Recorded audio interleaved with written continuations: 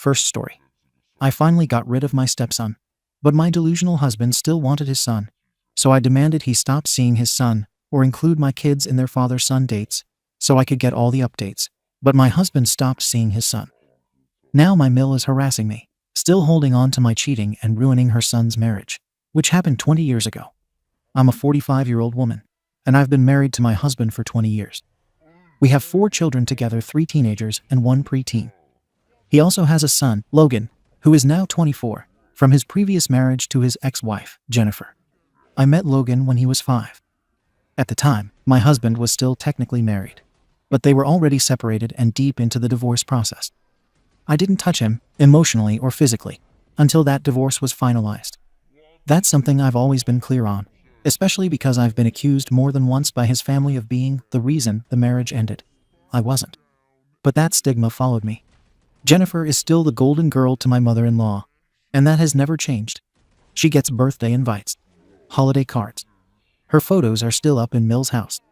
It's been 2 decades. From the beginning, Logan never gave me a chance. I knew it would be hard, but it was like dealing with a wall. I would talk to him, bring him gifts, bake him cookies, and include him in crafts with the younger kids once we had them, but it was always met with silence or that cold, "I'll just wait for Dad." He never screamed or threw tantrums. He just shut me out completely. He refused to acknowledge his siblings from the minute they were born. Never asked about them. Wouldn't even say hi. By the time Logan was a teenager, things got colder. He'd visit and act like I didn't exist. Once, when he was about 16, we threw a big birthday party for one of the kids, and Logan stood in the kitchen for the entire thing texting while refusing to participate. He didn't even say, "Happy birthday." He told his dad afterwards he felt weird around us and would rather they just hung out one-on-one. That slowly became the routine. My husband would take Logan out to lunch or a game, just the 2 of them. I never pushed too hard because I thought, if this is what keeps some sort of bond alive, fine. But that's all it ever was. Just the 2 of them. Every attempt I made to build a bridge, inviting him to family dinners, trips, and events either got ignored or rejected. And after a while, the kids started asking questions. Why doesn't Logan want to be around us? Did we do something wrong? Try explaining to a 9-year-old why their half-brother pretends they don't exist. When Logan turned 18, he moved out and basically disappeared. He stayed in sporadic contact with his dad, calling every now and then or grabbing lunch once every few months. Never called on holidays. Never came by on birthdays. Not even when my husband had surgery and was laid up for weeks. Logan sent a text, and that was it. Still, my husband kept hoping Logan would come around, and I supported that. I never told him to stop trying, never told him to choose. I just watched while, year after year, Logan ignored all of us, and somehow it was still understandable because he was hurt about the divorce. But it's been 20 damn years. Earlier this year, things boiled over. One of our daughters graduated high school, and we hosted a small celebration. My husband reached out to Logan to invite him. Logan never responded. Not even a "sorry, can't make it." That was the final straw for me. I told my husband, if Logan can make time for you, great. But I'm done pretending this dynamic is normal. I don't want our kids growing up thinking it's okay to be treated like ghosts in their own family. If he wants to see you, he sees all of you. Not just the version of our family he can tolerate. My husband was quiet. He said he understood where I was coming from, but he didn't want to push Logan too hard and risk losing the only connection he had left. I told him I wasn't asking him to demand Logan love me, but I was done letting our kids be excluded just because Logan never dealt with his issues. A few weeks later, Logan called and asked to meet up. My husband told him, gently, that he'd like to bring the kids along for a quick lunch, just to say hi. Logan said, "Then I'm not coming." He hung up. That was 3 months ago. No word since. Then the real drama started. My mother-in-law, who, again, has always treated me like I snatched her son from some fairy tale marriage, called and basically ripped into me. She said, "You've destroyed what little relationship they had left. You should have kept your mouth shut and let them have what they had. You know how much pain Logan's been through, and you, with your jealousy, had to make it about you and your kids." That part made me laugh. Jealousy. Of a kid who's ignored his siblings for their entire lives. I told her I was done watching my children be emotionally neglected, just so Logan could play happy family with his dad in isolation. I said if Logan wants no part of us, Fine, but he doesn't get to cherry pick the parts of this family that don't make him uncomfortable. She hung up on me. So, after that call with my mill, things in our house went tense. My husband stopped talking about Logan entirely. It's like he thinks if he pretends it's not happening, the problem will go away. But the problem is already here, and it's been here for years. He just never wanted to face it. I didn't say anything for a while. Let him process. But last week, one of our sons came to me and said he saw old photos of Logan in the hallway, photos from when he was little, when he used to visit more often, and asked why Logan wasn't in any recent ones. I didn't lie. I told him the truth, that Logan chooses not to be around, and that has nothing to do with him. That's when I told my husband we needed to talk. I said this dynamic can't keep going like it has. Our kids aren't stupid. They see what's happening. They know Logan avoids them. They feel it every time he's invited to something and ghosts us. I asked him, what exactly are we modeling here? That it's okay to be ignored. That it's acceptable for family to treat you like background noise. He didn't answer. He just said, it's complicated. It's not. Logan made his choice a long time ago. He wants a relationship with his father and no one else. That's his right. He's an adult. But I don't owe him silence about what that does to the rest of this family. When Logan was 10, we planned a trip to a lake house. Rented a place big enough for everyone. I tried to include him in every step, bought him gear, asked him what snacks he liked, and even made sure he had his own space. We got there, and he spent 3 days refusing to leave the room. He only came out when my husband forced him, and even then, he sat on the dock with headphones on, ignoring everyone. When we got home, he told his dad he didn't want to go on trips with them again. He meant me and the kids. The same thing happened when our eldest was born. I asked him if he wanted to help pick out baby stuff. Nothing. Sent him a picture after she was born, no reply. Didn't visit. Didn't ask her name. He was 12 then. By the time he hit high school, he'd made it very clear. He tolerated my husband. That was it. He never came to school events, holidays, or even funerals. He didn't show when my dad died. Didn't even send a text. My husband made excuses every time. He's still upset about the divorce. He's going through something. At 13, then 15, then 20. At what point does that stop? When Logan cut off contact after my husband asked to bring the kids, it felt like the final page in a long book I didn't write. And now I'm getting blamed for destroying a relationship that was already barely holding together with duct tape and wishful thinking. Logan hasn't been around for years. He's not estranged because of my request. He was already halfway out the door. I just stopped pretending that was okay. I drew a line, and he walked. That's on him. Now my Mel is rallying the rest of the family.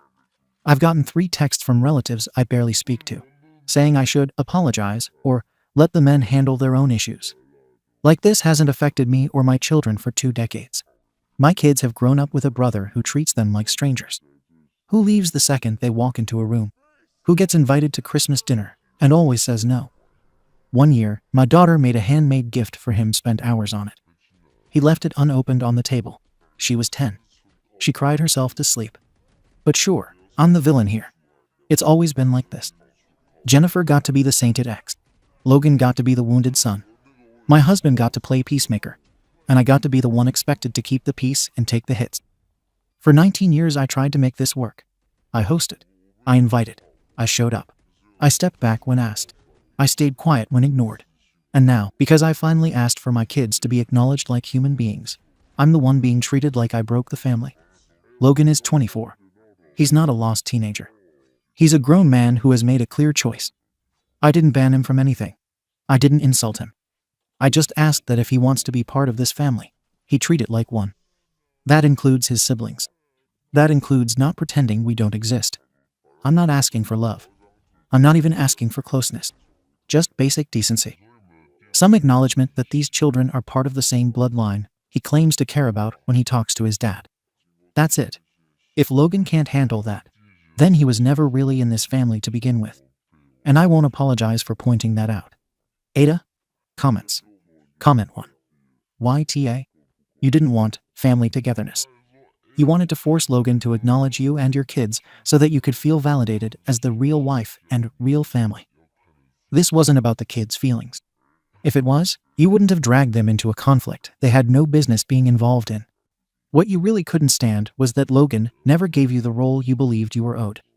And instead of accepting that and letting your husband have at least one relationship in his life that didn't revolve around you, you made sure that if Logan wasn't willing to accept the entire package, he didn't get any of it. And now your husband is the one paying the price. He didn't get to choose how his marriage ended. He didn't get to choose how his son processed it. But you sure as hell decided how the fallout landed. And it landed squarely on whatever was left of that father-son relationship. You didn't protect your kids' feelings. You protected your ego. That's why YTA. Comment 2. YTA. I get that this hurts. I get that you've tried, and you feel like Logan's punishing your kids for choices they didn't make. But you're looking at this like it's about inclusion, when it's really about control. Logan never wanted a relationship with you or his half-siblings. That sucks, but it's his boundary. What you should have done is respect it, and let your husband have his space to manage his relationship with his son alone. Instead, you made it a package deal. You wrapped your kids into it, knowing Logan wasn't comfortable with that, and now you're acting surprised that he dipped. You're trying to reframe this as, he's hurting the kids. But the truth is, you involved them in something that was never about them. That's on you. You escalated this. You made it an ultimatum. You essentially said, our kids are nothing. So he chose nothing. Also, side note, you say you didn't help break up their marriage, but you started dating him while they were still married. Don't insult our intelligence. Comment 3. YTA. The core issue here is that you've been unwilling to accept that relationships are allowed to be asymmetrical. Logan's relationship with his father and Logan's relationship with you are not the same thing, and they never had to be. You kept trying to merge those two separate tracks into one family unit, and every time Logan resisted, you interpreted it as rejection, disinterest, or disrespect. But from his perspective, he's been maintaining the one connection. He actually values his relationship with his dad. You decided that wasn't enough. You decided that for it to count, it had to be on your terms, in your space, with the emotional dynamics you wanted. You essentially made a condition. No access to his father unless he also participates in your family narrative. That's emotional leverage. Even if it wasn't intended that way, that's how it functions. So, naturally, Logan removed himself. He protected the one boundary he's consistently held his entire life. Your husband has now lost his son, and your kids have learned that relationships come with strings. Nothing about this was inclusivity.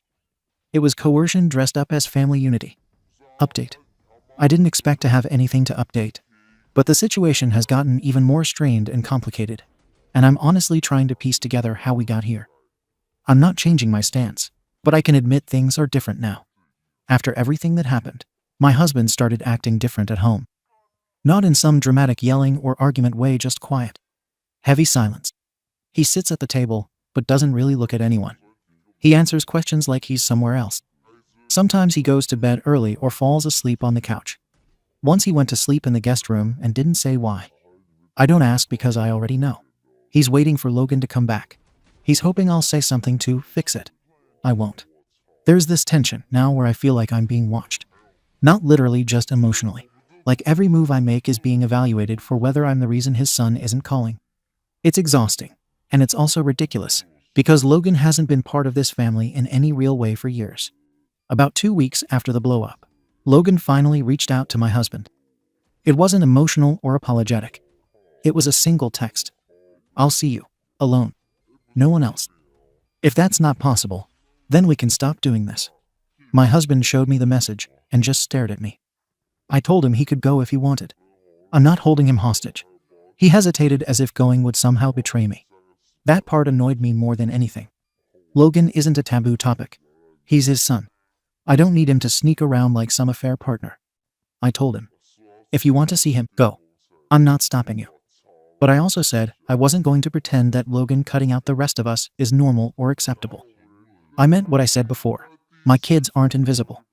If Logan wants nothing to do with them, then that relationship is separate from our family life. It exists in its own container. That's reality now. My husband went. He didn't tell me details afterwards, and I didn't ask. I just know he came home with that drained, hollow look again. Like he had to choose between us, even though no one asked him to. Then things escalated in a different direction. My mill must have heard that Logan and my husband met, because she decided this was her moment to fix everything. She showed up at our house unannounced on a Saturday afternoon. I was home with the kids. My husband wasn't back yet from running errands. She stood at the door and said she needed to talk to her son alone. I told her she could wait in her car. He wasn't home. She pushed her way forward into the doorway and started in with the same script as always. You ruined any chance they had. You've always made this about yourself. Logan was just a child, and you never gave him space. I told her I wasn't having this conversation again, especially not in front of my kids. She raised her voice, loud, on my lawn, telling me I inserted myself into a marriage and should get over myself and apologize. Neighbors heard. My middle child recorded it from the upstairs window without me knowing. Mill eventually left when she realized I wasn't engaging. My husband came home to this mess and just stood there speechless. He didn't defend me, but he didn't defend her either. He just looked tired. I guess that's where we are now. Everyone is tired. A few days later, something happened that made everything feel sharper. Our oldest daughter messaged Logan. She did it behind our backs. She told him she didn't understand why he didn't want to be part of our family, and that she wished things could be different. It was a short message. A kid trying to make sense of something she shouldn't have to. Logan responded, "I don't want a relationship with you. Stop messaging me." That was it. No explanation. No compassion. Nothing. She cried. She said she didn't understand why he hated her. I didn't say anything comforting. I just felt numb. I took down the old photos of Logan from the hallway that night. I didn't make some emotional speech about it. I just didn't want my kids seeing someone displayed on the wall who clearly wants nothing to do with them. And now, there's a family wedding coming up next month, my husband's cousin. We were invited as a family, but Logan received his own invitation directly from Mill. So now everyone expects us all to be in the same room, pretending none of this happened. My husband says maybe it could be a chance to ease the tension. I said no. I said I'm not going to go someplace where my children will be ignored or treated like extra furniture. I told him if he wants to go, he can. I'm not stopping him. I'm also not walking into a room to play pretend for people who have already decided I'm the villain. He thinks I'm being stubborn. I think I'm being realistic. I'm not confused about how we got here. I know how we got here. Logan never accepted this family. Not me. Not the kids. Just his father. He's allowed to feel how he feels. But I'm also allowed to protect my kids from feeling like they're optional. People can say I should have backed off more. Maybe. People can say I shouldn't have said what I said. Fine. But Logan didn't lose a relationship with us. He never had one. All I did was stop pretending there was one. So that's where things stand. My husband is distant. Mill is furious. Logan is still choosing direct rejection over acknowledgement. And my kids are finally seeing the reality I've been carrying for 2 decades. I don't regret anything. I just wish everyone would stop acting shocked. Comments. Comment 1. I don't think you understand the actual wound here. Logan didn't reject your kids because he hates them. He rejected the version of family you kept insisting was real. You keep calling this protecting your children. But what you've been protecting is your narrative. Logan saw his dad move on, start a new family, have more kids, and build a life that replaced the one he came from. Even if you didn't intend it that way, that's how it appears to him. And instead of letting him have a one-on-one relationship with his dad, the only piece of his old life that didn't get replaced, you demanded that the new family be inserted into that space too. Your husband didn't lose Logan over one request. He lost over 20 years of never being allowed to have a father/son relationship without you mediating it, managing it, or being emotionally involved in it. You weren't confused. You just couldn't stand that Logan's relationship with your husband existed in a place you didn't control. Comment 2. I'll be real. Your bitterness is doing more damage than Logan ever did. You talk like you're protecting your kids, but you're the one who put them in the line of fire. You made his rejection part of their identity. You made them internalize it as, our brother hates us, when the truth is he wanted nothing to do with the situation, not them personally. Your oldest reaching out proves it. Your kids think it's their job to fix this. That didn't come from nowhere. That came from how you talked about Logan in your house, and the way you talk about the wedding. That's not protecting your children. That's making sure everyone sees how hurt you are. You're not confused. You're angry you were never the center of Logan's family, and you still aren't. Own that. Because your kids are going to notice it one day. Comment 3. Your husband is shattered. That's what's actually happening here. He has spent his kid's entire life watching 2 households hate each other around him. You and his ex never had to share custody, therapy sessions, court battles, or school events. He did. He was the one holding the rope while 2 sides pulled. Logan didn't choose you. Jennifer didn't choose to welcome you. Your mill never accepted you. Your husband tried to keep peace between every one of those fault lines for 2 decades. And now, after years of him being the only one actually trying to maintain any relationship with Logan, the final straw came in the form of an ultimatum. And it didn't come from Logan. It came from you. You framed it as, "I want our kids to be included."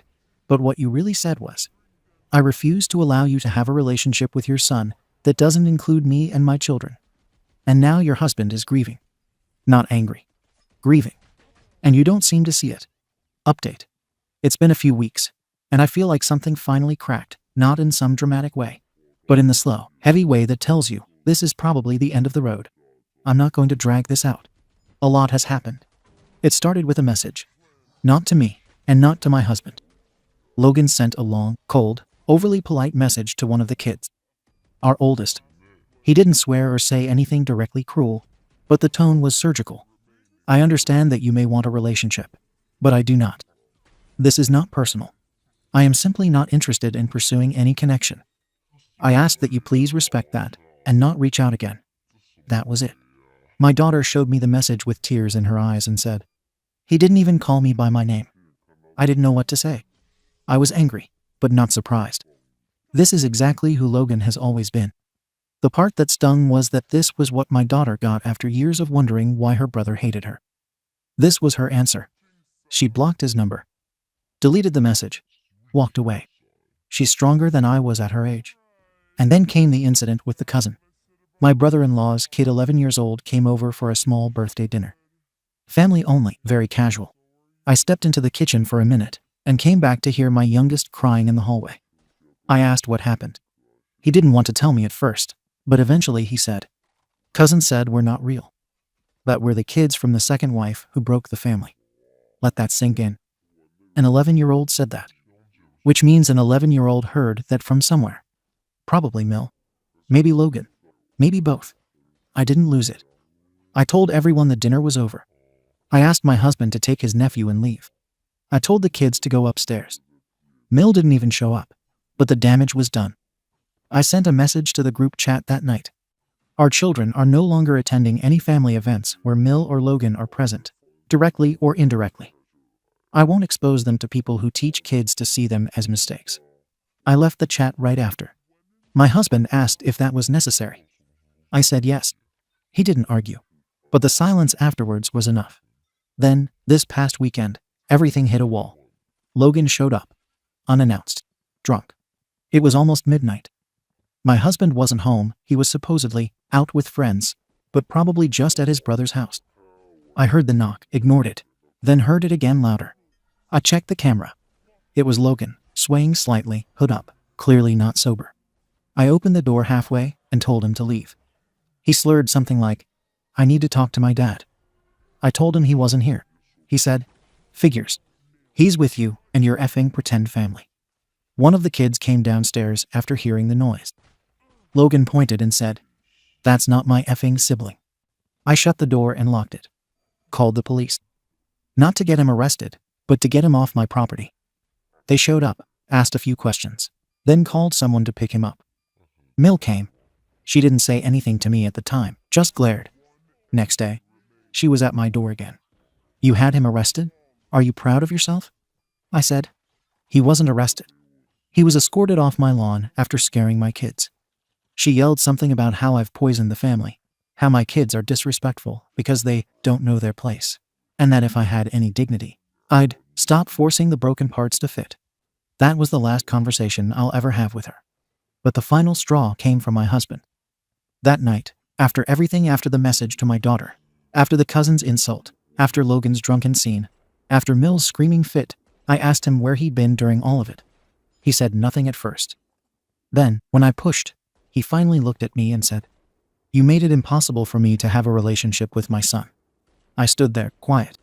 He didn't follow it up. Didn't explain. Didn't walk it back. He just looked tired. So I nodded. I said, "Okay." And I started packing a small suitcase. Not to leave permanently yet, but because I needed space. I took the kids and stayed at my sister's house for a few days. Told the school. Made sure everything was handled. I'm not making big moves yet. I haven't said the word separation out loud, but it's sitting right there. The truth is, I've been carrying a dead relationship with Logan and a half-alive one with my husband for too long. My kids deserve better. Hell, I deserve better. There's nothing to fix anymore. Logan doesn't want us. Mill never wanted me. And now, apparently, even my husband believes I'm the problem he never had the guts to confront until now. I'm not broken, just done. This may be the last update. I've got nothing left to explain. Comments. Comment 1. Look, Logan's a mess. Mill's a effing menace. But let's talk about your husband. That man broke you down so slowly, you didn't even realize it. Death by 1,000 emotional paper cuts. Every time he let Logan ignore you. Every time he made excuses. Every time he stood there, while his mom treated you like the other woman. And then when it all fell apart, he still blamed you. I don't even think he knows how badly he's failed you. But he did. Over and over again. Not loudly. Just with silence, avoidance, and cowardice. That, you made it impossible line. That's his way of unloading decades of guilt onto the one person who didn't run away. You're not wrong to want space. Frankly, you should take all of it. And if he can't own his role in this fallout, then let him sit with it alone. He's been emotionally absent for years anyway. Comment 2. I don't even have kids, and I'm raging for yours. That moment when your daughter said, "He didn't even call me by my name." That's the kind of thing a kid never forgets. You've spent years absorbing the rejection from Logan. But this is the first time it's really hit your kids directly. And your husband still had the effing nerve to say you're the reason he doesn't have a relationship with his son. No. He didn't protect you. He didn't protect his kids. He didn't even protect Logan. He tried to float in the middle while everyone else bled. He let Logan get away with being cruel because it was easier than setting boundaries. He let his mother poison the air for decades. And now he's mad that you finally stopped playing referee. You did everything you could. But the kids, they're just collateral damage to this man's cowardice. I hope you take the break you need, and then take those kids somewhere safe from all of it. Second story. My girlfriend's best friend bullies me, and she laughs along. Now she brought me to her grandparents only after this friend ditched her. So I broke up with her, and she claimed she deserved better and should have listened to her friend. Then she unloaded her friends to harass me, so I set the record straight. Now she lost all her friends for making them fools, and now she wants to reconcile. I know this sounds weird, but hear me out. I am posting this on an alt account so nobody I know can find it. I22M and my GF22F have been together for almost 2 years now. We met during Freshers Week at university and found out we were studying the same course. Our relationship has been running smoothly, and we rarely argue. The one problem that we have is to do with her best friend, who we'll call Alex23M. Alex has been around for longer than I have. He has known my GF for around 4 years now, and they attended high school together. I initially had no problem with Alex until he started making fun of my appearance and accent. For context, I am not a bad-looking guy. I am 5'10", and have a decent build. I have been working out for just over half a year now, and I have good facial features. Alex has pointed out small things like the shape of my eyebrows, the way my hair gets messy. I have longer hair that can regularly get tangled up, and my accent. I am Slavic, and English is not my first language. For the most part, my girlfriend has defended me and called Alex out on his BS.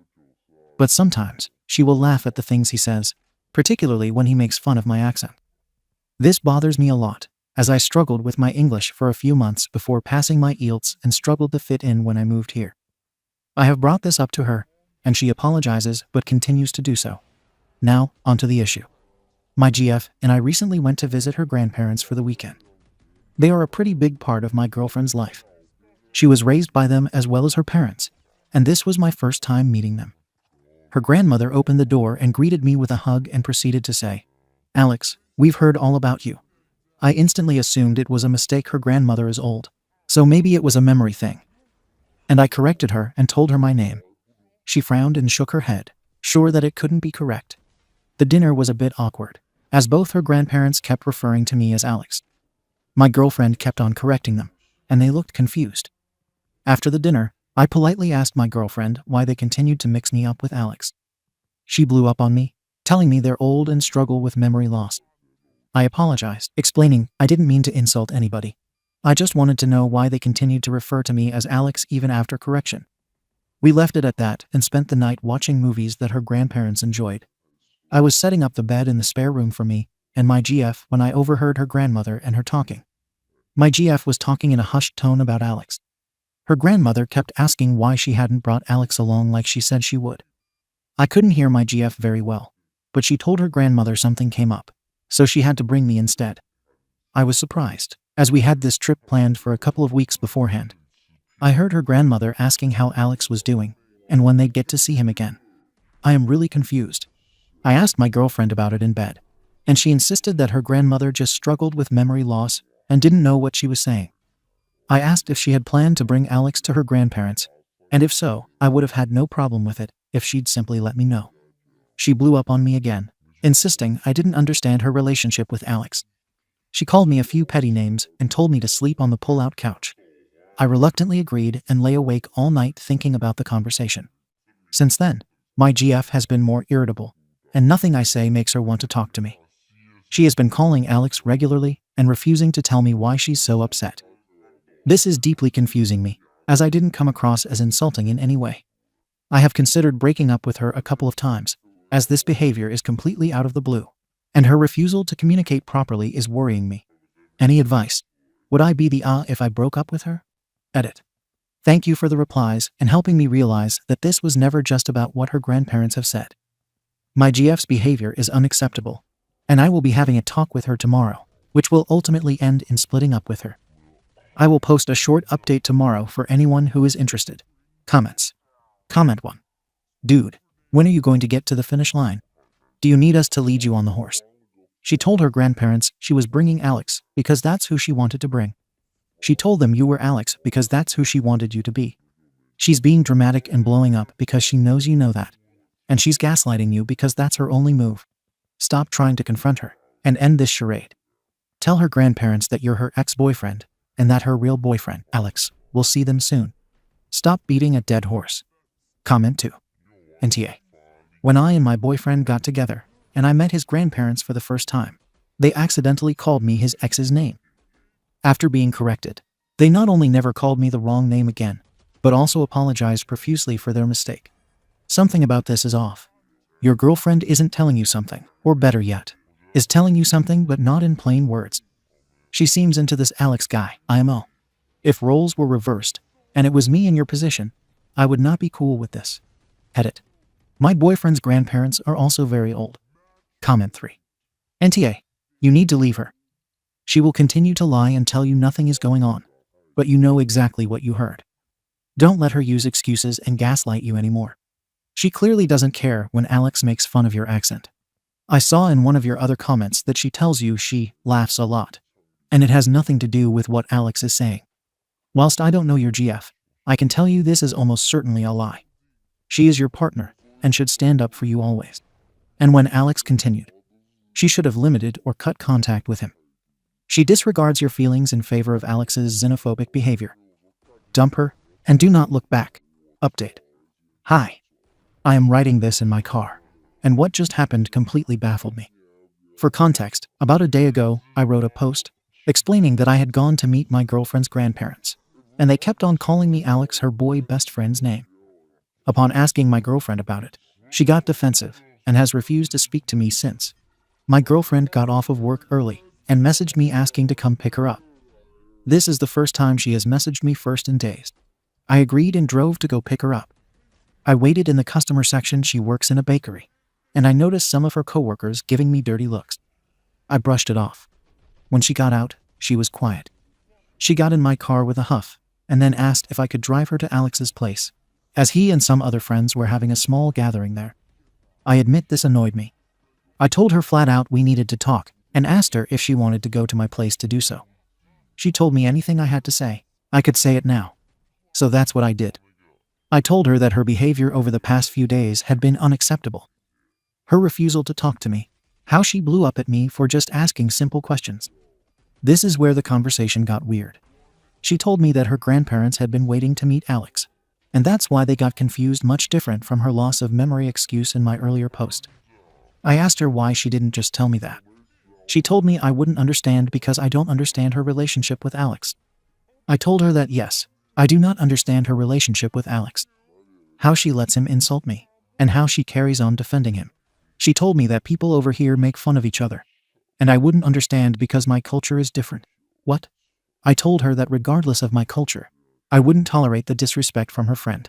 And the lying has led me to believe she is no longer trustworthy. I told her I have given her zero reason to lie to me. She started crying and promising me that nothing was going on between her and Alex. I was stunned, as this isn't what I was implying at all. I asked her why she had said that, and she broke down and admitted that Alex had been pressuring her to leave me for months now, saying she deserved better than someone like me. At this point, I was done. I don't need this kind of drama. I told her to get out of my car, and that we are done. She was crying, and she begged me not to leave her, promised she'd cut Alex out of her life, and promised that their relationship was nothing but friendship. I said I didn't care, and I wanted no part in this anymore. Strangely, I didn't really feel sad ending the relationship. I actually feel pretty numb. Her attitude suddenly shifted. She hit my arm and told me I just didn't understand, and that Alex was right. She should have left me sooner, etc. I just told her to get out of the car. She was still crying, and she slammed the door pretty hard and stormed off. Now she's texting me, apologizing and promising we can work this out. I've had a couple of texts from mutual friends asking what happened, as my GF sent them texts calling me controlling and toxic. Why would she want to get back together with me if she's telling our friends that? I put my phone on Do Not Disturb and am now writing this update. I don't feel sad right now, but maybe that's because I'm in shock. I wrote this update for the people who gave me the courage to leave this relationship. Thank you for all your advice. Edit. I told our mutual friends the story and shared the post with them. They said they always found her relationship with Alex weird. Lol. I also shared with them the text my ex-girlfriend was sending me. They were immediately pissed that she was trying to play them for fools. None of my mutual friends have taken my ex-GF's side yet. All of them have apologized to me for the unnecessary drama she was causing and said they were going to keep their distance. A couple of our friends, we are a big group, who did not reach out have blocked me on socials. Guess the trash took itself out. For now, I am feeling good. I have been hanging out with my cats and ordered takeout food. My roommate gets back from his parents' house tomorrow, so I will update him on the situation when I can and ask him to be there when my ex-girlfriend collects her stuff. As for my ex-GF, I sent her a text message telling her to only contact me when she was going to collect her things. I muted her texts and calls and will only check again when she's due to come and get her things. Once that's over, I will block her. I'm feeling pretty good about my decision now. Thank you for all the comments. I will respond to as many as I can. I may have another small update on the weekend, as my ex-girlfriend and I are attending the same house party for Halloween. For now, take care, and thank you to everyone who has commented and/or messaged me. Comments. Comment 1. Share her text messages with your mutuals. Let them know she wants to get back with you, and you do not understand why since you are so toxic and controlling. And stay away from her. She has too many red flags. Comment 2. Hey man, you set your boundaries and put your foot down, and I'm proud of you for that. Alex is a chump and seems to be manipulating her for malicious reasons, unless she's lying about your relationship to Alex like she did to your mutual friends. Suspicious behavior nonetheless. I'm glad you're out of that situation. I hope you find what you deserve. Don't lose yourself. Remember, you are the embodiment of proof that the love you seek out there exists. Don't give up on that. Comment 3. NTA, obviously. You handled this well. She and her family have issues. You don't need to spend any more time immersed in them. Also, you do not owe her privacy regarding mutual friends who she's involving to pressure you. If she's telling one story, tell the truth and share the texts that back it up. You are about to find out who your friends really are and who really aren't. Thank you for watching the video. If you are interested in listening to these kinds of stories, we've got more in store for you. Simply subscribe to our channel, hit the like button, and share it with your friends.